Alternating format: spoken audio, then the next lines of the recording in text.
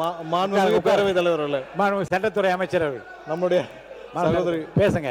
அக்கா அவர்களுக்கு எல்லாருக்கும் சேர்த்து என்னன்னா, எல்லா விஷயத்திற்கும் ஒரு ட்ரிகரிங் பாயிண்ட் இருக்கு. ஏன்னா எல்லா விஷயத்துக்கும் ஒரு ட்ரிகரிங் பாயிண்ட் இருக்கு. எந்த விஷயம் வந்து அதை ட்ரிகர் பண்ணி அதை பேச வைக்கிறதுன்னு இருக்கு. இப்போ மாண்புமிகு உறுப்பினர் அவர்கள் பேசிட்டு இருக்க சொன்னார், அதாவது அறிவாலயத்தை வெள்ளை அடிக்கணும், வாடகைக்கணும்னு. இது நான் வந்து வெளியில பொதுவாக ஒரு மேடையில் பேசிய விஷயம்.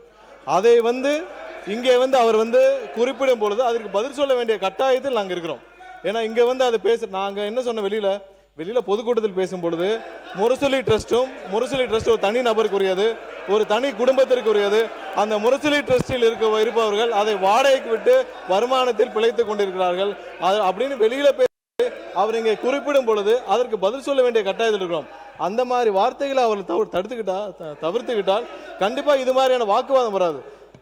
அக்கா அவர்களுக்கு ஒரு பணிவான விஷயம் என்னன்னா, கேப்டன் விஜயகாந்த் அவர்கள் வந்து எதிர்க்கட்சி தலைவராக இருக்க போது அவர் எப்பவுமே நிதானமாக, அமைதியாக, நேர்மையாக இருக்கக்கூடியவர். எங்களுக்கு எல்லாருக்கும் ரொம்ப பிடிக்கும். அவர் ஒரு விஷயத்துல ட்ரிகர் ஆகி அவர் சீண்டப்பட்டு அவர் எவ்வளவு கோவப்பட்டார்னு எல்லாருக்குமே தெரியும். ஏன்னா அவையில எதை பேசினால் அவர்கள் சீண்டுவார்களோ அது மாதிரி விஷயங்களை பேசும் பொழுது அது பதில் சொல்ல வேண்டிய கட்டாயத்தில் இருக்கும்.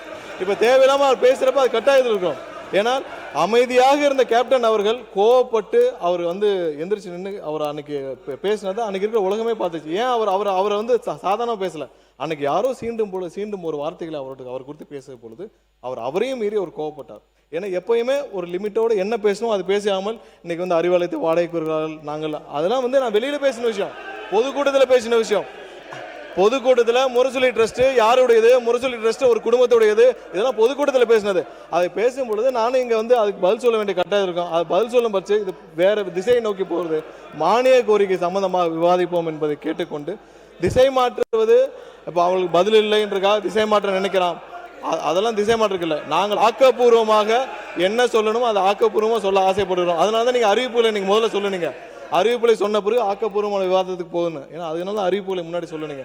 ஸோ அதனால ஆக்கப்பூர்வ விவாதத்துக்குள்ள செல்ல விரும்புகிறோம். எதற்கும் யாருக்கும் விஜய் தாமோ அவர்கள்